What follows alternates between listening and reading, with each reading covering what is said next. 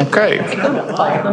I'll call to order the special committee of the whole meeting for Monday, May 6th. First item on our agenda tonight is roll call. Barraza? Here. Lancy? Here. Beck? Here. Pieper? Here. Chanzit? Wolf? Here. Sofa? Here. Bierman? Here. Lehman? Here. Ayazi? Here. Malay? Here. Yor? Here. Saron? Here. Vogelsinger? Here. 13 present. All right, up next is a reminder to please speak directly into the microphone for our broadcast and recording tonight. Item 3 is items to be removed, added, or changed. Do we have anything? Nope. And then we'll go right to item 4, matters from the public for items not on the agenda. Is anybody here for anything not on the agenda tonight? Okay. And we'll go right into item 5, presentation on firms for the Batavia Police Department space needs analysis and master plan. Hello, we'll have 2 firms to be presenting to you tonight. Our first firm is going to be FGMA Architects. They've done a number of facilities around the area, and I really want to just explain kind of what this process is and why we're doing it.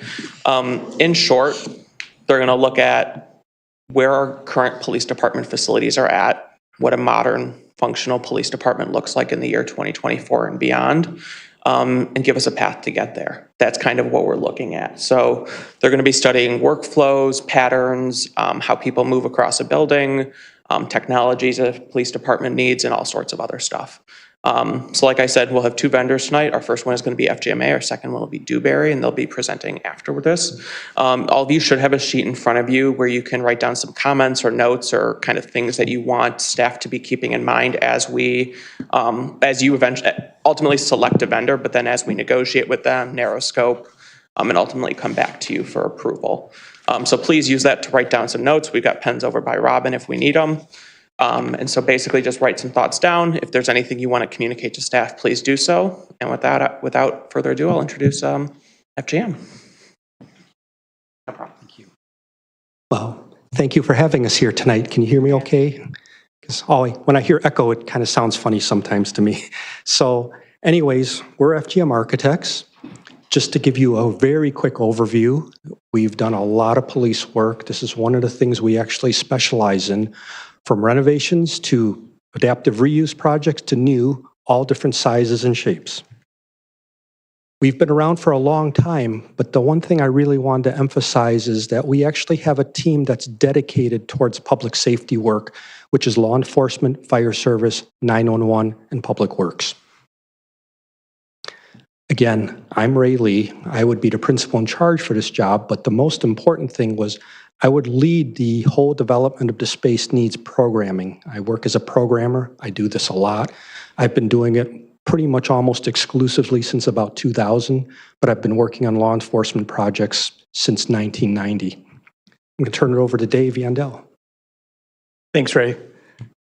So I'm Dave Yandel. I'm a principal at FGM Architects, and I would be the project manager, kind of your primary point of contact, and helping the team make sure they stay focused, stay on task, and go through the project. I've spent my entire career in the public sector working on community-centric projects. I'm really excited about this one. We've been working with your neighbors up the street in Geneva on a similar project and recently completed the St. Charles Police Station. So very familiar with this region and some of the challenges that happen in this part of the city or part of the state. With us tonight also is Louise Kowalczyk. She's our project designer, an extensive amount of experience in public safety and police stations. We've worked together on several projects, and I know she's going to bring an expert level of attention to this project. And lastly, wrapping up her maternity leave, or else she would have been here tonight, is Reagan Porter. She's an interior designer on our team, is really focused on the wellness of public safety officers, police and fire, and mental wellness, and what the stress of this job means, and creating spaces that help support and heal during the course of a day. So this is a team that's dedicated to this project. These are the faces that you'll see for the duration of the project, and going to bring this level of expertise and attention to the project. We've also got on our team select experts and partners, people that we've been working with over the last 30 years. And they're going to help us with the facility analysis as well as some of the safety analysis. And then also we've added Leopardo companies to help us with cost estimating. We've done dozens of projects, or probably hundreds, with CCE. There are MEP engineers, McCluskey Engineering to help us review the existing structural condition, Correct Electronics, who we're currently working with on the Downers Grove, Village of Downers Grove Police Department. There are safety and security experts and know everything and actually kind of author a lot of standards related to public safety standards. And so this is the team that's going to come together for this study and analysis. Just to quickly go over a few things, we want to highlight some experience that we thought was directly relevant.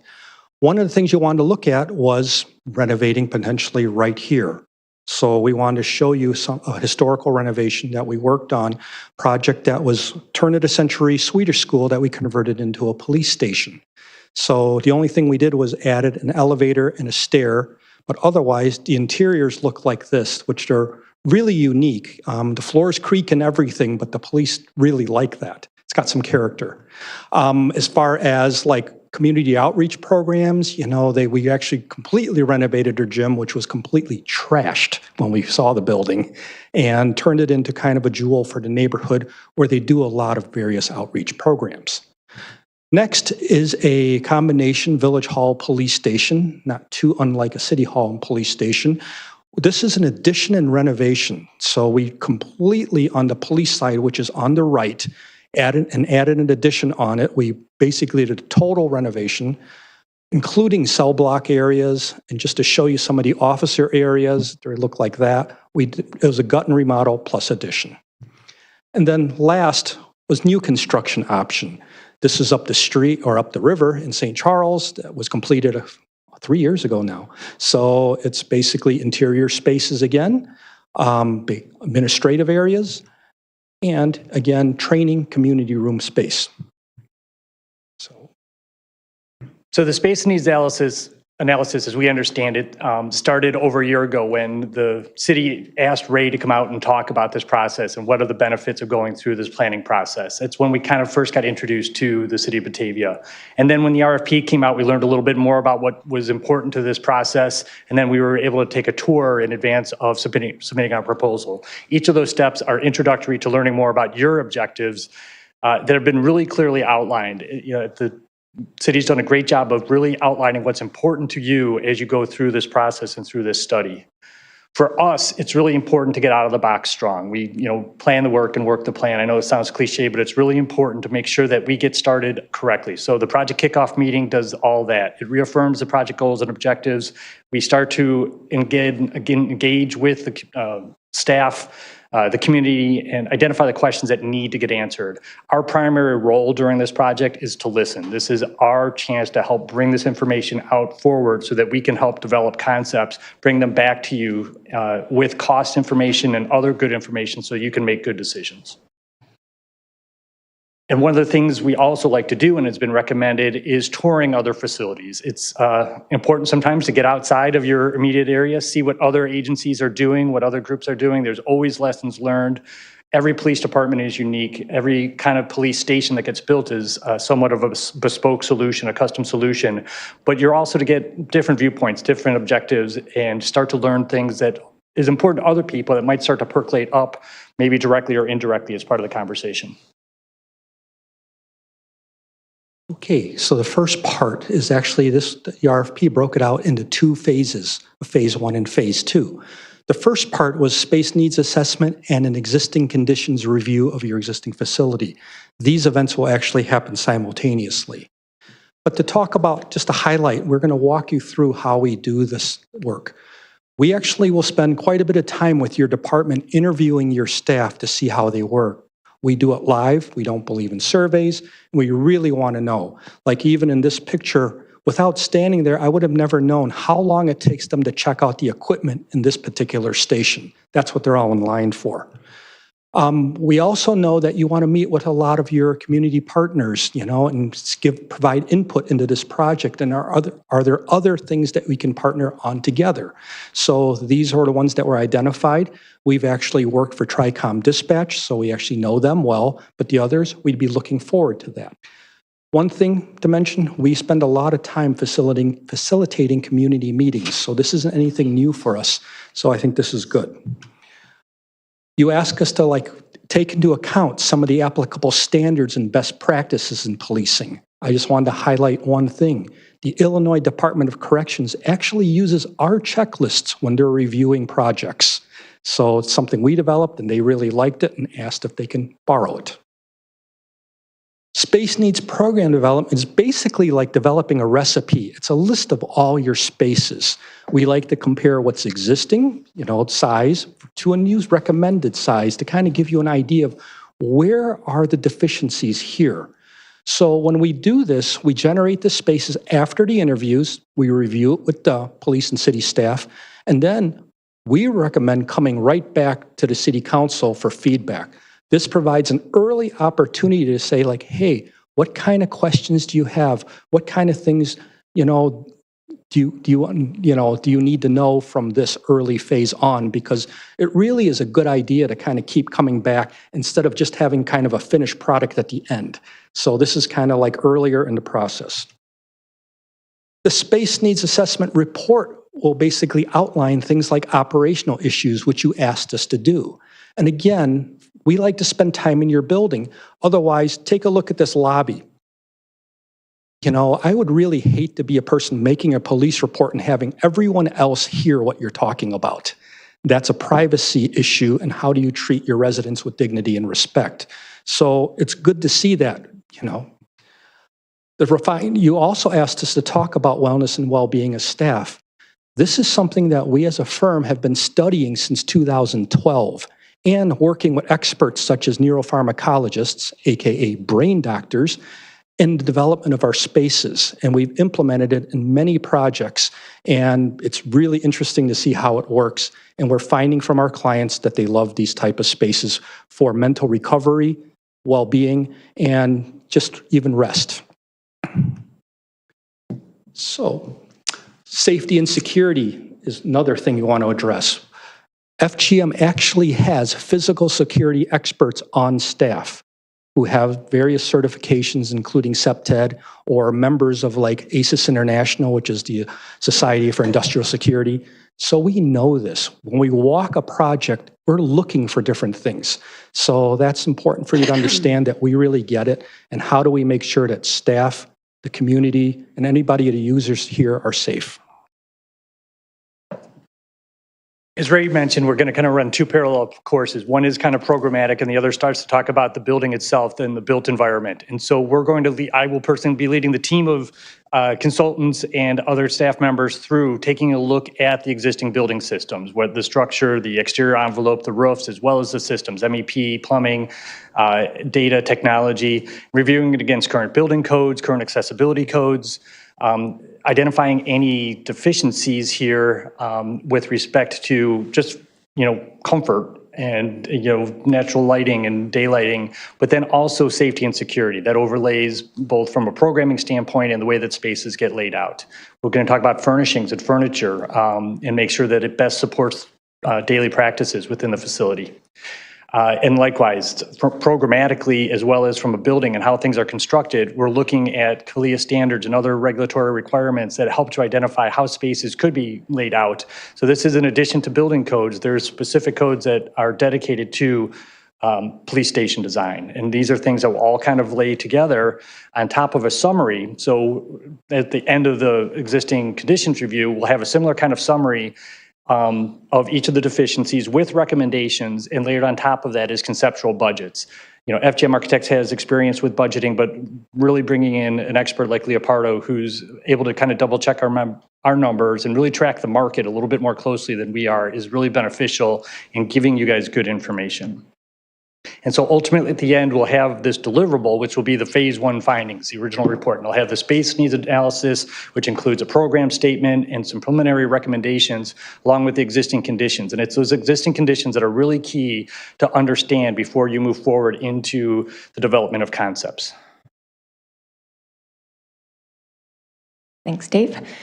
So once we know the information about the existing building and we know how much space we need, that's when we like to say the fun begins and we start looking at solutions and how we're going to solve the problem. So just to give you some examples, these are some site studies we worked on with another client, looking at their municipal campus and trying to figure out how we would enlarge their police department. So we looked at different solutions in terms of whether we would keep the existing building, keep part of the existing building, or build totally new, and whether we would connect to the city hall or keep it separate. So this just gives you an idea of kind of the variety of solutions that we look at, and we do this very collaboratively with you. We bring ideas to the table, and then we listen to your ideas and move forward. Also, from the space needs analysis, we'll be able to determine what site requirements are. We know we want to potentially look at a new site, so we'll be able to tell how much we would need in terms of site area, whether we're doing 1 story or 2 stories, and then we do what we call site studies or test fits. And with this, we're looking at how the building would be placed on the site, whether we can create separate secure and public zones, and just site access in general. So that gives us a good idea what will be a good site that could be used for your project potentially.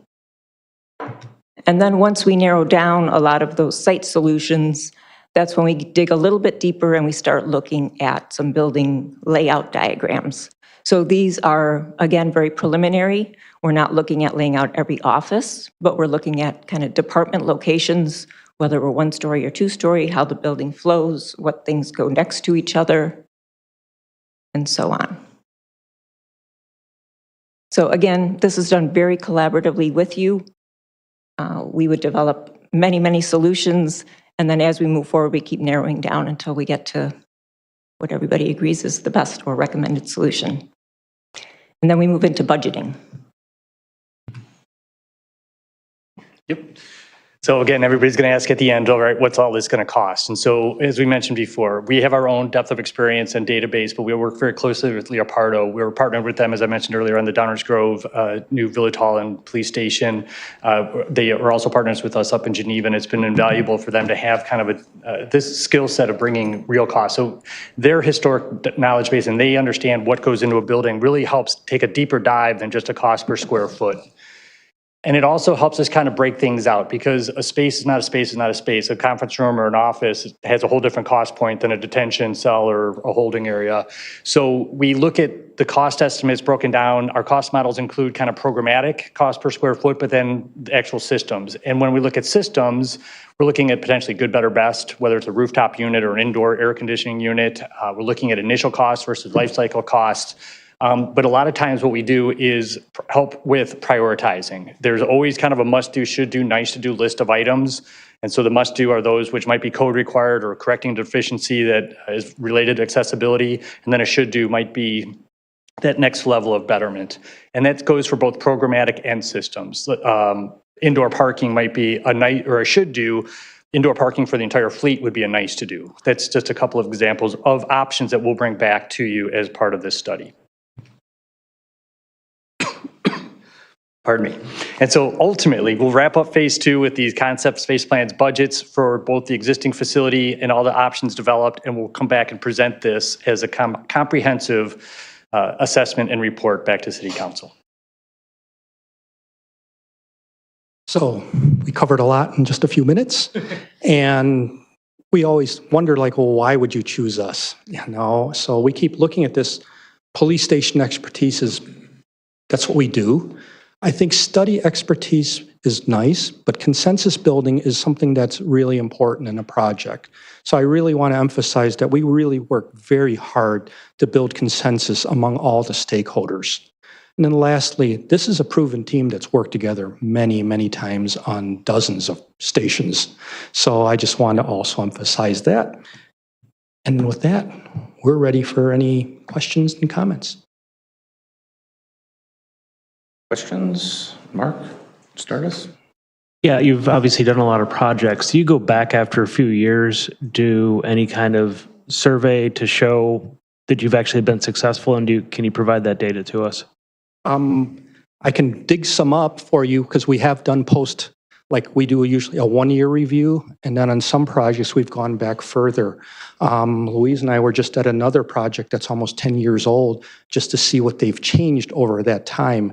And it's interesting, all the effects of, what do you call, all the protests against police and some of those things that have happened, and the implementation of the Safety Act and what's that caused them to do since the station being designed basically in 2010 was before all that. So we do go back and look a lot. Yeah, I'd love to see that, just because Sure. it's great to say you've done a lot, but if all these police stations are like, well, yeah, we don't like it anymore, then that's a, that's a problem. I think that that's something that would be even great for you to ask directly of a police department, so there's no influence on our part to do Sure. that. So we actually encourage you to actually do that too. Okay. So.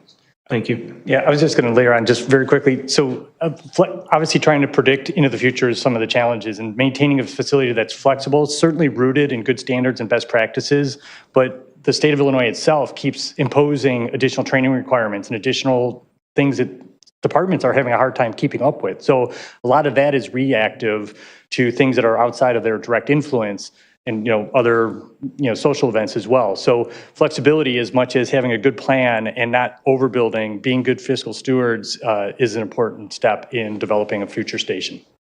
Thank you. Chris? So I saw that one example you showed of a historic building you guys worked on in Rockford. I mean, how much experience, because this is, if we're going to look at doing anything in this building, seems like it's even older than the one you worked on in Rockford. I mean, how much experience do you guys have with this type of a building itself? Well, the building in Rockford was built in the late 1890s. Okay. So it's a pretty old building. And, we were the design lead on that one. And we actually first started off and do you want to actually impose any kind of historical standards on that one? So they actually did want to keep that because there were some grant opportunities on that level. Has this building been modified so much already that would be difficult? That we'd have to do a little research on. But we've worked on a lot of old buildings, and because there's value in them. And I think, Louise, you can speak to that. You don't like to tear anything down. Yeah, to a degree. Yeah, there's always, challenges involved in working with an existing structure, no doubt. But when, there's some inherent kind of beauty in it, it's a nice opportunity to, create unique spaces, which I think was demonstrated in the Rockford station. It's not like any other station you'll find. And there's going to be some quirks to it, like Ray said, the floors squeak, but they seem to love it, and it's a fun project to do when you have something different to work with.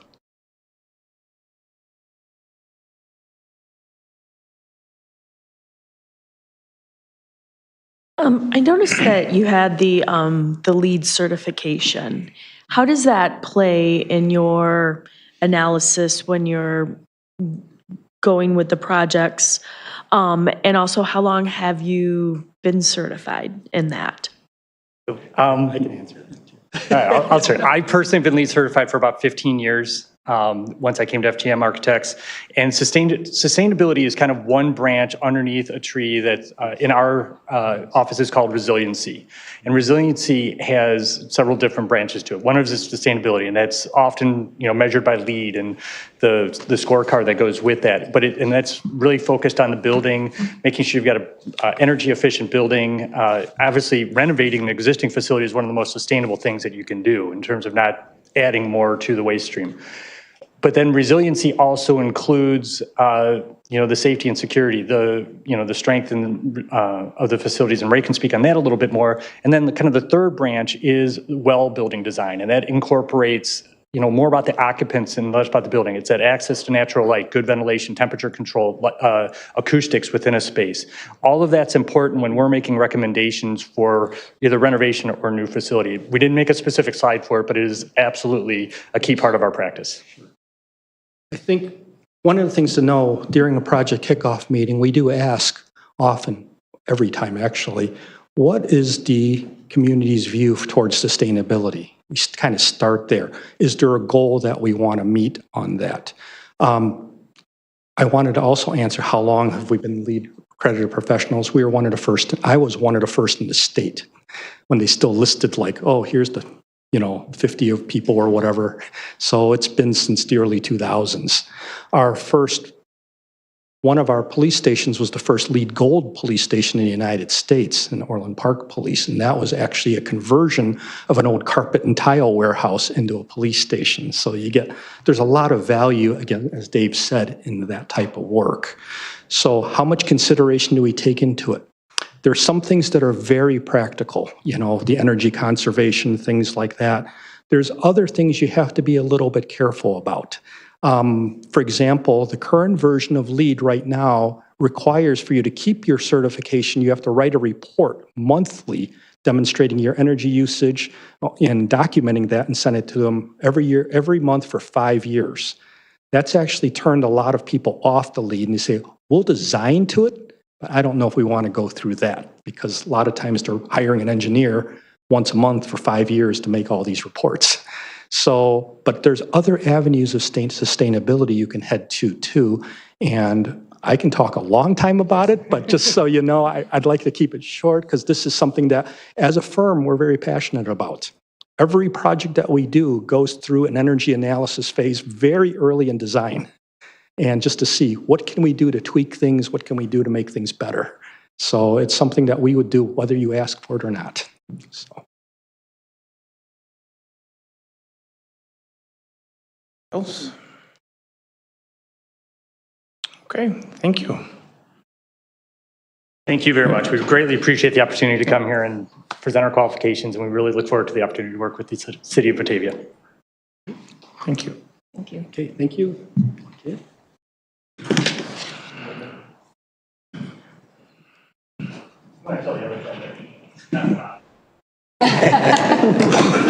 We're all friends. We know the other firm very well. Thank you. John, you look pretty good.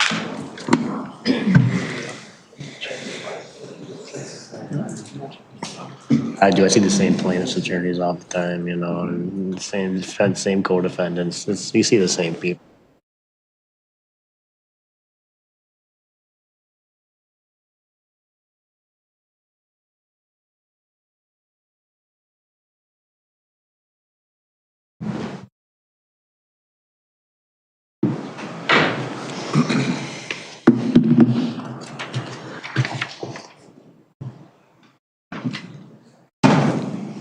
Sorry, go ahead. Oh, it is. Let me test these out real quick. Late in the middle. It's all yours, Nick. You're in the middle.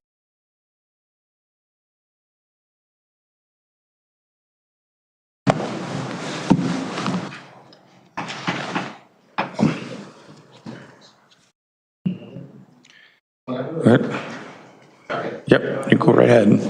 Great. Do I need to stand in front of the mic, or is this good? Yeah, if you make sure to use the mic. Okay. If you can hear yourself talking in the room, you're loud enough. All right. Because this is being broadcast and Okay. recorded. Okay.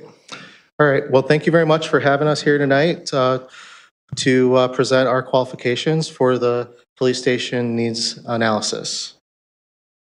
Little agenda for you for our presentation. We'll start with some introductions, a little bit about our practice, and then 3 things that we feel like really are differences between us and our competitors, being wellness, the way we do our programming, and the way we do our planning. So a little bit about introductions. My name is Jonathan Tallman. I am an associate principal with Dewberry Architects, and with me today is Natalie Clemens.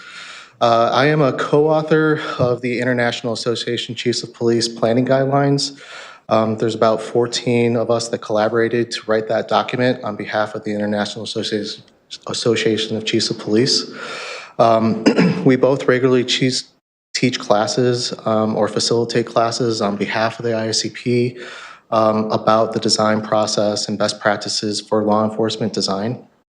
We're regular presenters on health and wellness topics for public, specifically around public safety and municipal facilities. And our projects are regularly recognized throughout the industry for our designs, not by architects, but by police officers that are in the field. So quickly about our team. Our team is led by Dewberry. We'll be leading all the programming and planning efforts for your project. Also on our project team is Rubinos Mesa Engineers. They'd be focused on the existing site, specifically here, and other site locations that the village may have for test fits. And then Middleton Construction Consulting, they would be in charge of doing that estimate. And we really like working with them because they provide municipalities with a full project cost, not just a construction cost. So you know every dollar that you'd be potentially spending on your future project. One of the things that Natalie passed around before I go to the next slide, it's some light reading during the presentation, but it's an example of the work that we do for planning of programming and planning police facilities. And I believe that we eventually did about 7 site studies. I think they're in the back for the Village of Glen Ellen. Okay. And it started with looking at their existing civic center, remodeling, doing an addition, and then looking at 7 outside sites. Okay. So a little bit about our national practice. Dewberry is a national company, 2,500 employees. We have over 100 law enforcement projects in our portfolio. Many of those are combined facilities. Many of those are LEED accredited. We actually have one net zero energy project here in the state of Illinois. That's the Countryside Municipal Complex, if that is something that the city is interested in. I think one of our big differentiators between us and our competitors is that we have in-house grant writers. The number on here that's important for you to know is that we've helped our clients secure over $1 billion of grant funding or state appropriations. And the last one was $1 million for the city of Countryside, just locally. Okay. So as we begin any project, we believe and we know it's very important to understand those public safety standards and guidelines that the police department operates under. Like just to use an example, CALEA versus ILEAP, there are some subtle differences between the two, but it's important for us to have that conversation because that does actually affect planning. Of course, we do follow ICP, Department of Defense, anti-terrorism standards, IC 500 storm shelters. Since the building is a first responder facility, it will require a storm shelter within the new building or renovation of the existing building. So these are just a few of the standards that we are paying attention to as we're doing the programming and planning of a new facility. Wellness is one of the topics that we find really important in our firm. What we want to do is integrate wellness into the facility, kind of sometimes, whether you want it or not, we're going to try to put it in there.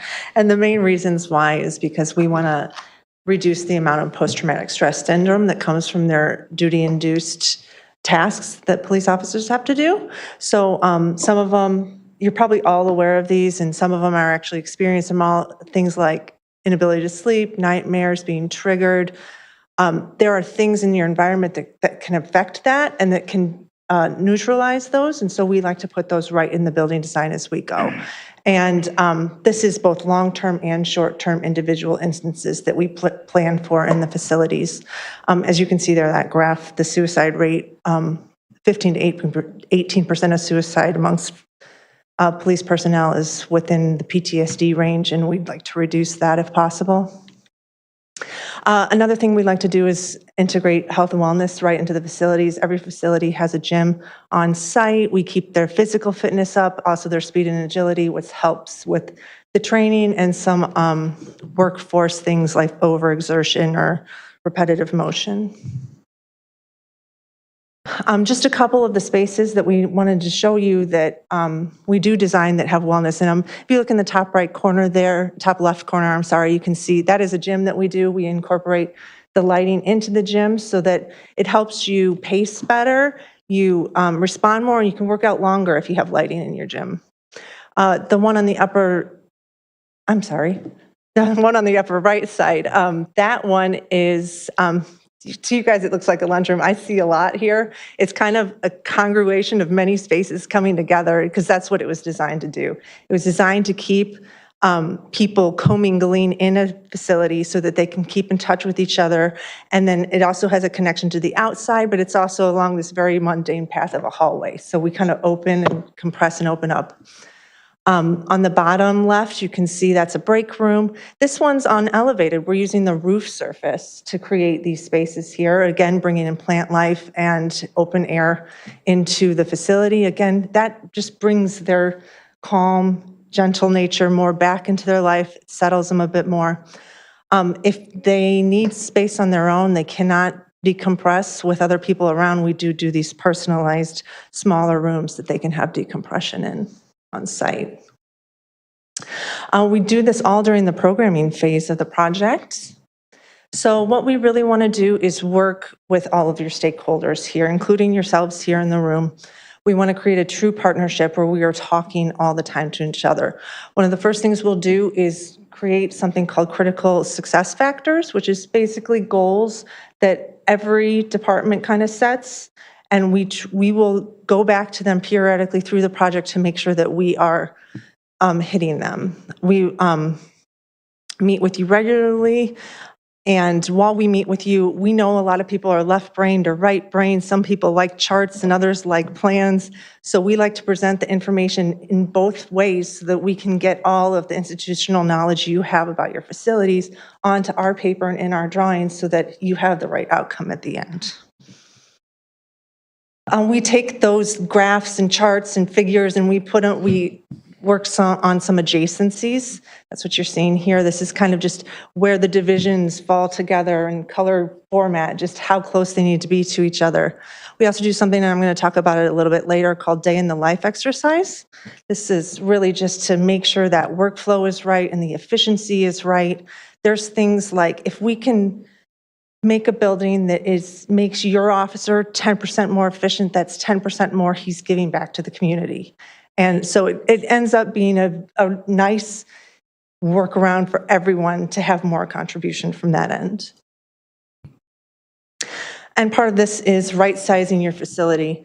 Your facility, we want to make sure it's the right size. Sometimes people are like, well, you're going to make my office too small, or I need a bigger office. We're going to plan you for the correct size for not only today, but in 10 and 20 years when you expand a little bit. The facility's going to be right. We're going to take the sizes that maybe are oversized rooms, we're going to bring it down to the right size. We're going to relocate that square footage somewhere else because in construction, square footage is money. So that money is going somewhere else that we can use it more appropriately. We're also going to talk about kind of some workflow benefits of if one division has to use a work conference room and the other one does too, if we can share space and share a conference room, that's a whole room that we can devote to other spaces. So we like to work through these during this programming process. And back to the day in the life. How we do this is we develop these, what we call personas. And it's basically user identities that we like to create. You can see here we've got 5 listed there that we might start with your police station, but we will develop these individually for your police station as well. We use that to identify kind of where people go in the building, the flow, the adjacencies, and then we ultimately turn that out to use it later on in the process while we're actually laying out the building. But also when we're doing interior design, we might change interior design for areas with different personas, et cetera. It's all just how it all kind of bakes together, and we keep revisiting the things over and over again. And one of the places we're going to revisit it next is in the planning. So our planning process really begins after we have had, 4 or 5 conversations about the program and verifying that the city and the police department are comfortable with the square foot allocated to either renovation, additions, or a new location. And then we'll conduct what we call a charrette, where we invite the police department and any stakeholder within the city to attend a charrette. And you can see in the images, there's a lot of colorful blocks that are laid out on top of a plan or a site. And this is purposefully done with getting as much feedback as possible from the city and police department to make sure that we are incorporating all ideas, all thought about how could the new police department or the renovation of the police department work within this existing facility or elsewhere. And as we're, oh, that didn't work. Sorry, there's supposed to be a little video, but that's okay. So as we're developing the plans, there's usually 3 or 4 groups, and we make sure to divide up the patrol officers and divide up the chiefs, the admins, and divide up like investigators, so they're not all sitting at one table, and you get a good mix of people at each table. There's usually 3 or 4 groups. And each one of those tables are led by an architect like myself or Natalie or one of our other public safety design experts within Dewberry. And we basically lead a half-day charrette where each table is coming up with 3 different ideas about how the building can lay out, how it can be renovated, or where an addition might possibly go if we decide to do an addition or a new site. Out of those 3, 4 tables, you get each team then presents out, and we make sure that us, the architects, are not the one presenting. And the reason for that is we want to hear from you. Why do you like that layout, and how did you come up with it in your own words? And then at the end of presenting out, then we narrow it down. Which ones do we like? Which ones do we not like? Do we like pieces of option 1A versus option 2A? And then how can we combine those together? And then once we get to that point, then we have, so we have these 3 concepts, and then we really start narrowing it down into, all right, how can we make this facility, the concept plan, incorporate sustainability, safety and security for staff within the police department, and if it's here, for the village staff as well. Is it functional, and do these things actually work well together? And then we come up with a final concept and possibly a 3D massing of what that facility could look like for the future. And this, of course, is done all the time with the city. And at the end of the day, when we're done, Natalie had mentioned the critical success factors, and we actually use that as a scorecard. If we come back and we review it together and we say, hey, we're missing this critical success factor, we failed. We didn't do our job. We got to go back. We got to redo it and make sure that it's accounting for everything that is critical to the city and to the police department. Okay. So what are some of the benefits of partnering with our team, our national expertise? We do work on projects across the country, but the main hub of our public safety experts are located in our Elmhurst, Illinois office. We do have a high focus on officer physical and mental well-being. We have a very good balance of technical expertise with design excellence. And you get to work with the SME that works with the ICP regularly. I work with them almost every month. I'm talking with them and helping them out with planning guidelines, writing memos for them, teaching classes. And then, of course, management of complex projects. We're not a stranger to that. We work on large, complex projects like yours very often. So thank you very much for allowing us to present tonight. And I would open up for questions. Do you have data going back to some of these police departments and asking a few years down the road, hey, has this been successful, and checking to see if everything you thought you were doing was successful? Data, no, I don't think we fully document data like you're asking, but we do have after the project is constructed and built, we do have an 11th month check-in where we do go back and meet with the chiefs or if there's a new chief, which often happens with these types of projects. They're around just long enough for the new building, and then there's a new chief. Not saying that that'll happen here. But it does happen. So just to get that feedback, understanding what they like, what they not like, that all gets incorporated into the next round of programming, our new clients. I should also say that we do bring the police staff and any stakeholders to facilities that we've already designed. That's also very important as part of the programming process, is to really understand what they like about different facilities around the area. And they don't just have to be Dewberry projects. They can be FGM projects, Williams projects. There's a few architects around the area that have some police facilities experience. So it's good to incorporate all of that into programming.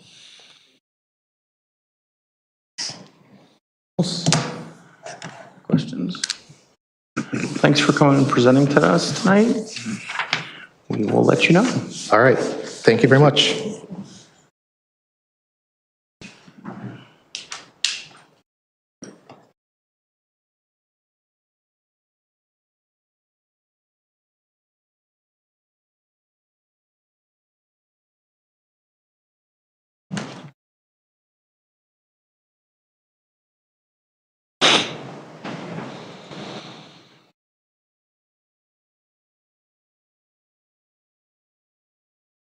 Gone now, so we should just facilitate a discussion about the relative merits of each. I think that both of these firms kind of rose to the top of the numerous responses that how many did we receive? 8 responses that we received. We really felt like these two stood apart for us, and they both have nice things to say about one another.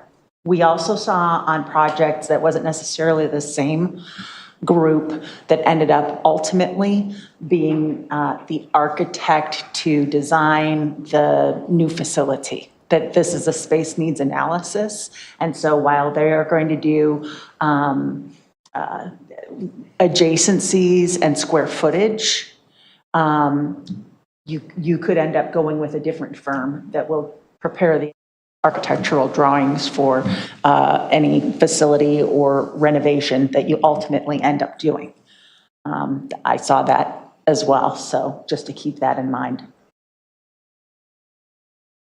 Dewberry is a little bit of a smaller organization, and FGM are the big players in this space nationally. So FGM said they did Geneva and St. Charles. Did you reach out to those communities to find out what their thoughts were? Pass it over to Eric. Yeah, so kind of to answer your question and Alderman Ewer's question earlier, we kind of did that legwork in terms of reaching out to past clients of both of these firms to find out their level of satisfaction 2, 3, 4 years after working with these firms. Both of the firms that are being presented to you, we've heard nothing but positive reviews about. FGM has been designing police stations in the Chicagoland area for years and decades, and I've talked to police chiefs in facilities where their existing structure is still standing the test of time. There are changes in police work and in terms of the needs and what different police departments may need relative to when the structure was designed years ago. But generally speaking, they're pleased with the facility and the way that it was constructed and the way the process went. That was one thing we heard specifically to Dewberry, was even years after the fact, if they had questions or concerns, they would reach out to them. They've continued to be responsive, helpful, and have been a very positive firm to work with. FGM as well, I've heard similar things. So yes, we've done that legwork and that research, made contact with a number of different departments that have gone through this process, and that is why we're comfortable presenting these firms to you. And just in follow-up, that's kind of what I'm wondering is, you've actually gone up to the Geneva and the St. Charles one since FGM got done. I mean, what were your thoughts on their spaces before? I don't know if you saw it before, but. So Geneva is in process now. They do not have a new facility. They are in they're probably 6 months ahead of the city of Batavia right now. Okay. So there's no shovel in the ground in Geneva yet, but they are moving forward with FGM is my understanding. St. Charles Police Department is beautiful.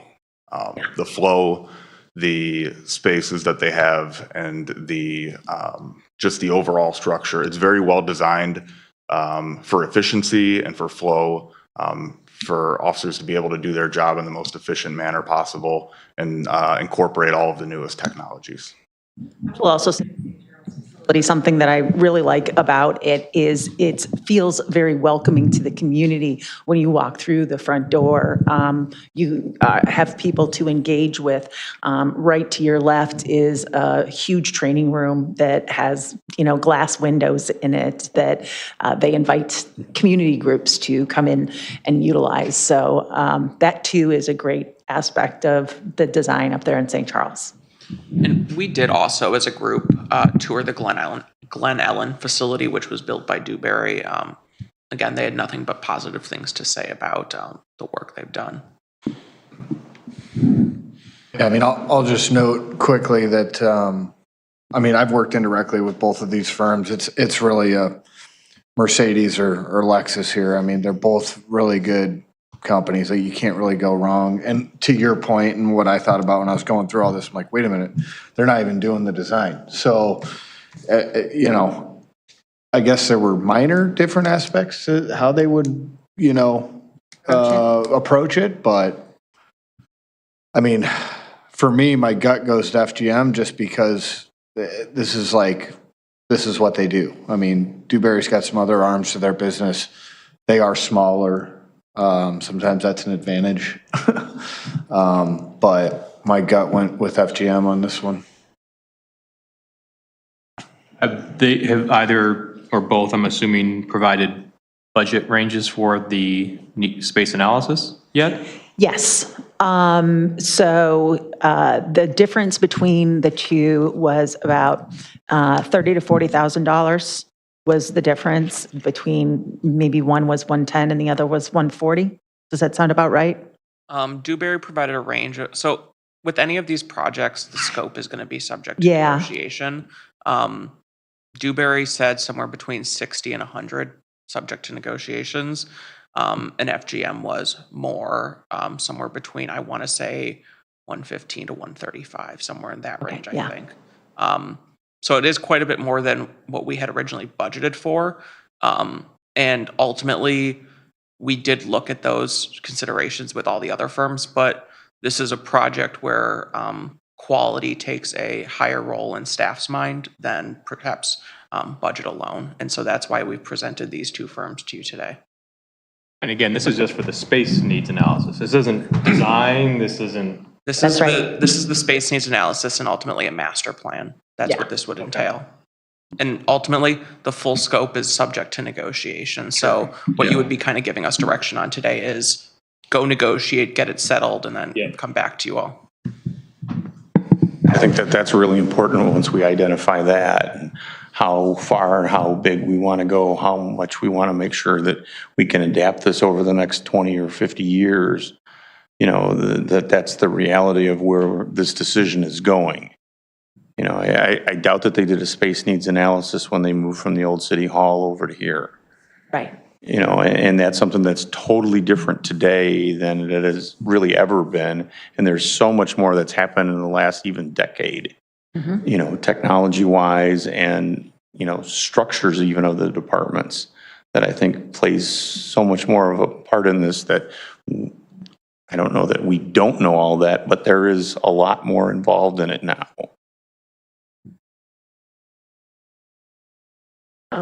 Not to put you on the spot, but was there either one of the firms that the team was kind of leaning towards based on what you've seen and what you heard from your tours? I think we're all a little more familiar with FGM. I've been to more of their projects. I've talked to more police leaders who have had their projects worked on. So I have probably a little bit greater level of comfort with them. But at the end of the day, I'm comfortable with both firms. And I think either would be a good choice for this project in order to provide us, a comprehensive report for where do we go from here. How does our facility work and flow now? And what is the best option to get it to the standard of a modern day police department? So I'm confident that either firm would be able to fulfill that. I would just say for especially this piece of the project, even more so leaning towards FGM, just because of you know, the analysis piece, they have a broader swath of things that they've actually done, whether it's well or not well, that they can pull from, you know, that experience. So, you know, yeah, in my mind, that's a good choice. So all we really ask is just please write down any comments or thoughts you want us to have as we move forward in the process. Similar to what we did with the, what was it, the South River Street corridor study. Provide us some feedback. We'll keep that in mind as we negotiate with whoever city council directs us to go with. And we'll ultimately come back to you with a contract to make this happen. We can't expect whoever we choose, this will take the better part of the rest of the year. And so it'll likely go into the kind of October, November, December timeline, regardless of which firm you chose.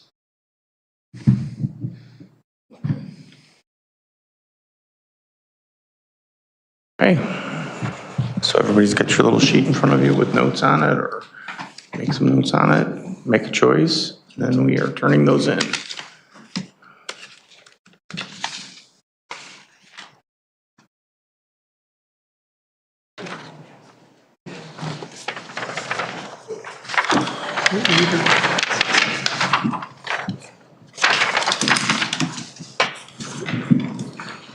Sorry. That's all right.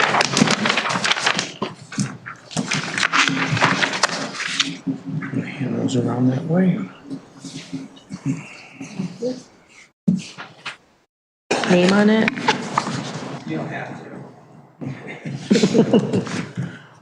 I'll put a letter. Oh, and here's your pen back. Thank you. Just give me her. Got a whole box for you, Jen. All right. Now we will move on to item 6, which is the discussion on public restrooms. Yes. As you know, we conducted an RFP for architectural services for the tin shop on North River Street. And we got those back, and it made us think hard, because looking at some of the projects that these firms did, they put costs next to what it took to rehabilitate very old buildings or apartments within a very old building.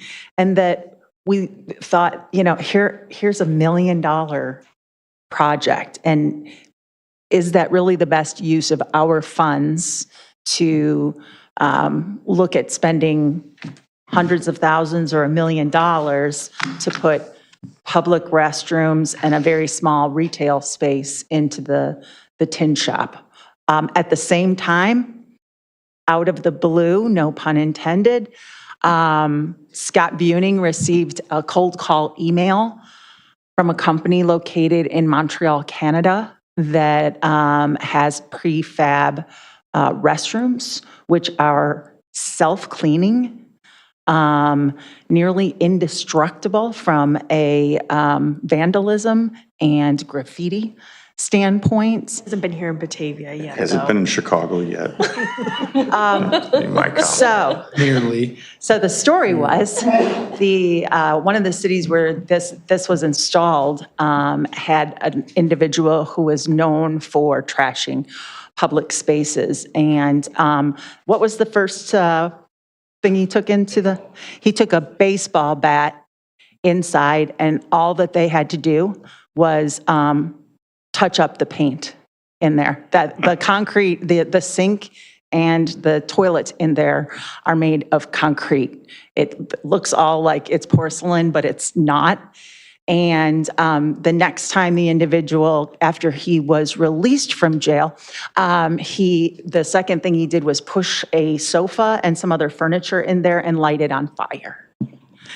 And that too, it took cosmetic cleaning, because the interior, it is 6-inch concrete walls covered in industrial grade steel, and then a paint on there that is graffiti proof. They also treat it with microbial substance, and that you need to redo on like an annual basis, because the periodic cleaning that it self-cleans eventually wears that off, and so you have to have that redone. But at the end of the day, and it's built on a concrete pad. And so one of the benefits of this type of public restroom is that you could move it anywhere you wanted to in the future. You just hire a rigging company and move it where it's needed next. So for instance, if City Council decided that the place for this public restroom was the current location of the tin shop, but in the future, we had a development project come that wanted to utilize that space, we could just pick that up and move it to a new location in the future. The company has been in existence for about 30 years. Is that right, Scott? And so they have many examples of this in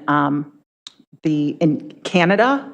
The installations here in the United States are, nowhere near as many as they have up in Canada.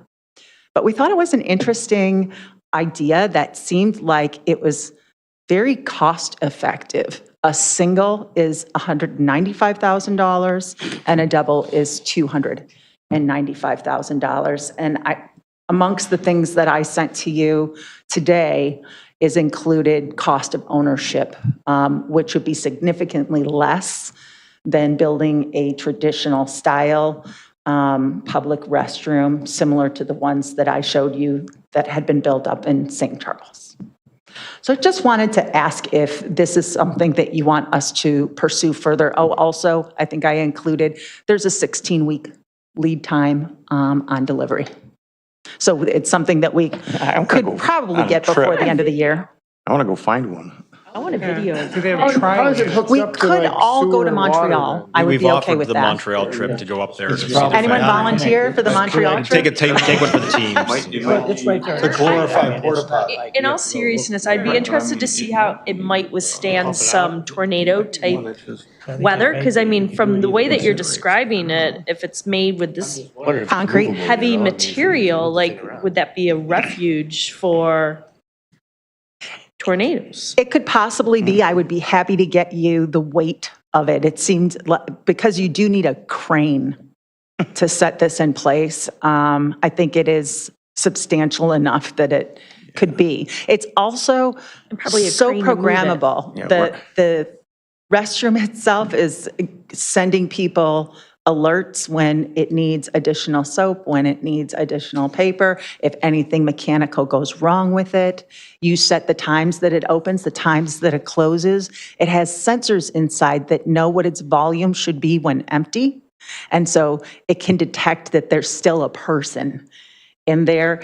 It will also detect if a person is in there longer than 20 minutes and will call the police department and say somebody has been in the restroom for 20 minutes, because one of the things that they have found in other locations, Portland is one of the locations where has these, and they have high drug use. And so it's, unfortunate that some people pass away, right? So this, if the person has been in there for 20 minutes, that's why the police are notified of that. So perhaps they could render assistance or, You put solar panels on the top of it?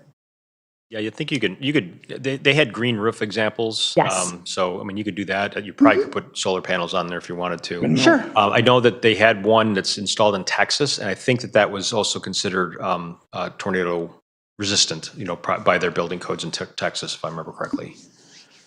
Is that all-in pricing? Like, it's on the ground here Yeah. at $250 or whatever it was, $290? Delivery is not included just because the logistics of that are so different for different locations. And likely very expensive but if it's prefab. It is the all-in price, and I asked, the $195 also includes having the bottle filler on the outside of it as well. So water bottle filler would be included.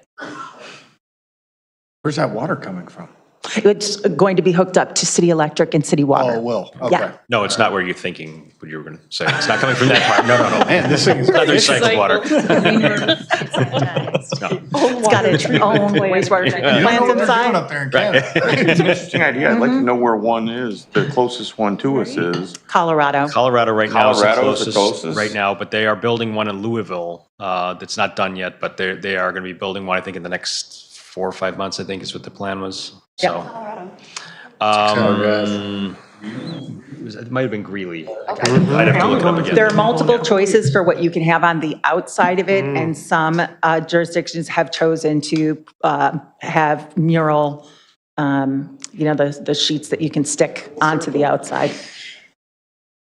Did you have a question? No, I found the website online. They're beautiful. They are. Yeah. Very nice. Yeah, that would be wonderful to have in our town, and especially the self-cleaning aspect.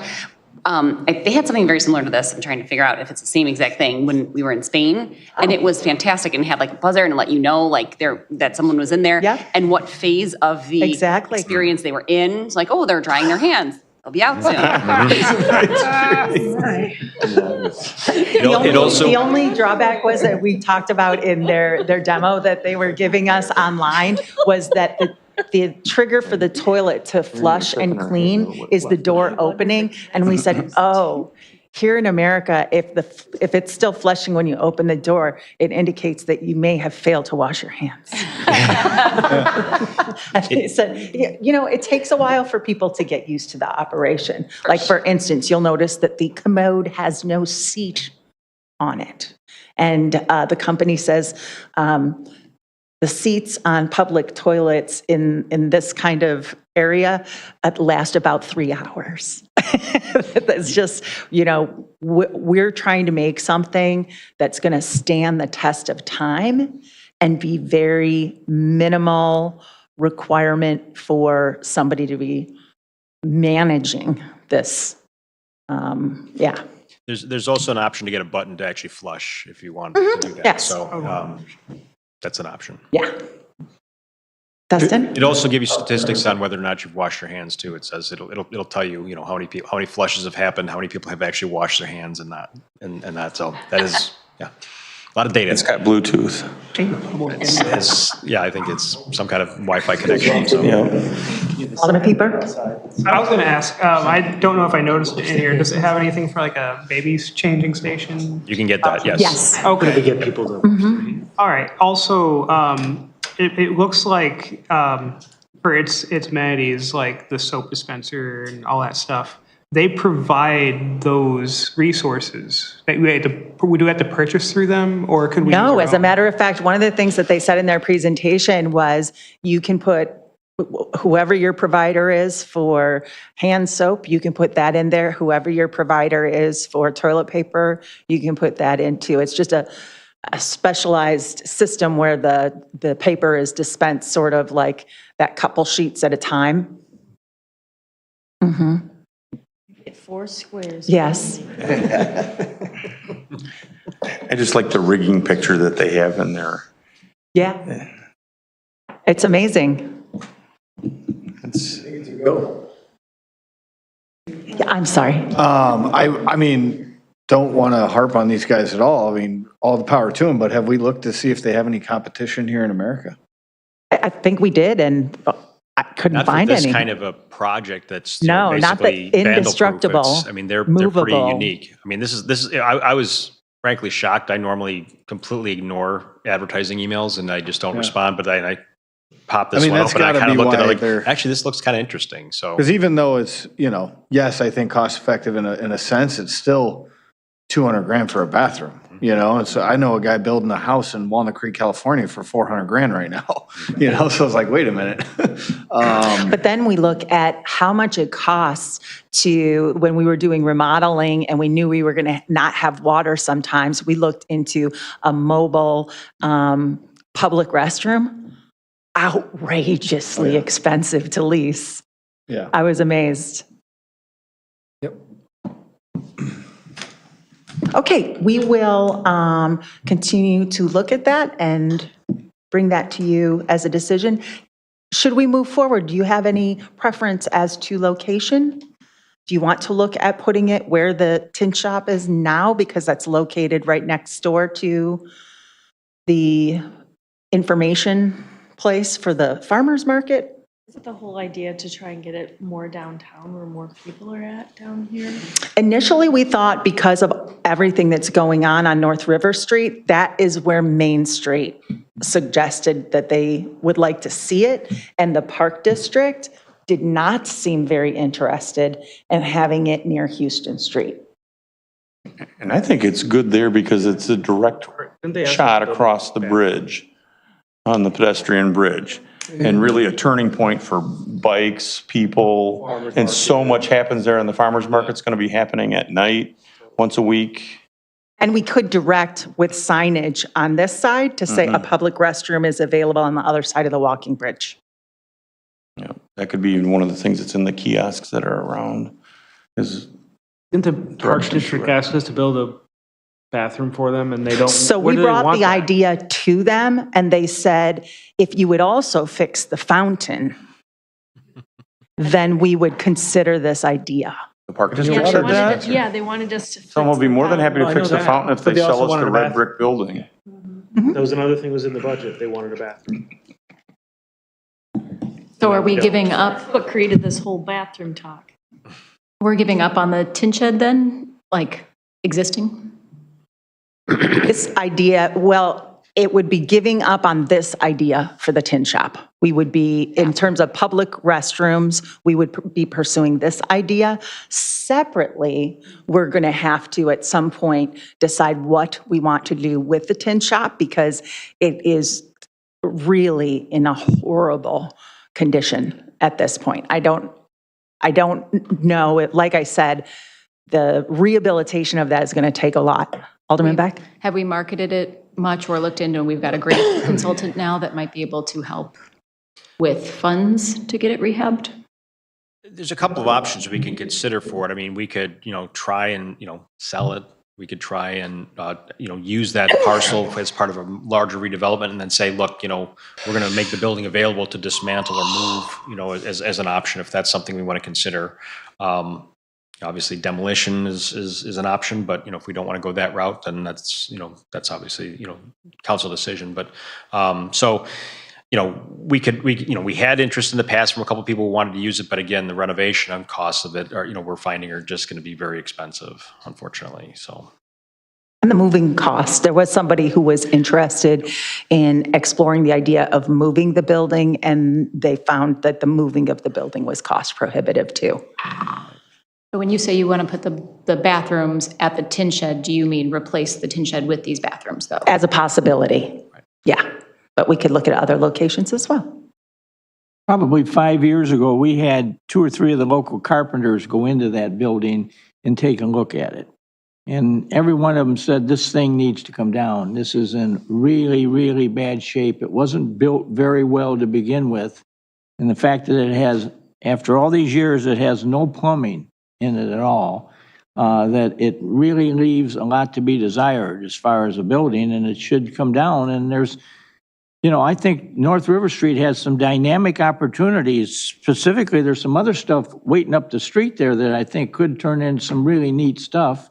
And the city, over the years, has invested on buying much of the River Street frontage from Spring Street going north. We already bought and tore down a house, the first house in the corner. There's 2 more right north of it that are in pretty rough shape. And I would think the day's coming when they're going to have to come down. And then you're across the street from the Challenge. And the Challenge is a very interesting building because it by itself has one of the most dynamic views of the Fox River. And I have had several people call and want to know who they could talk to about buying that. And would the city entertain a redevelopment of it? And it's a pretty involved, complicated story.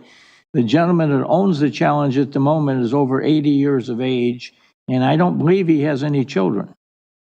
So I would think there's an opportunity for some more stuff to happen there in the near term. So I just think by doing this and putting that restroom there, getting rid of that building that is, nobody can use it right now for all intent and purposes, it would be a first step forward in kind of further redevelopment of North River Street.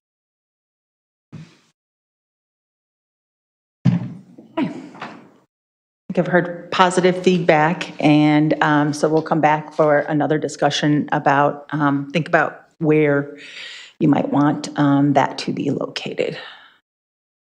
Do they have facade options? Yes. Because of limestone? Mm-hmm. Could be an option here. Mm-hmm. They have masonry options for you to do, so. And how, maybe Gary could answer this. How available or how simple will it be to get to the utilities in that spot? Easy. They're Easy? already there. Yeah. They're right there? Yeah. We already have water, sewer, and electric to that building. To that building, okay. Okay. So that'll be easy. Big slab of concrete for it to sit on. It comes with one. You don't need a park one. No, you just need to grade it. What, you just need the gravel bed for it and then Yeah. just set it on it, okay? Right. Interesting. That easy. It is very interesting. Okay. All right, move thank on you. to Item 7, which is others. Does anybody have any others tonight? Okay. Go home. No, not yet. I'm running this one. Well, I know you are. I'm just giving you free advice. We now need a motion to go into executive session for litigation. Second. All those in favor? Aye.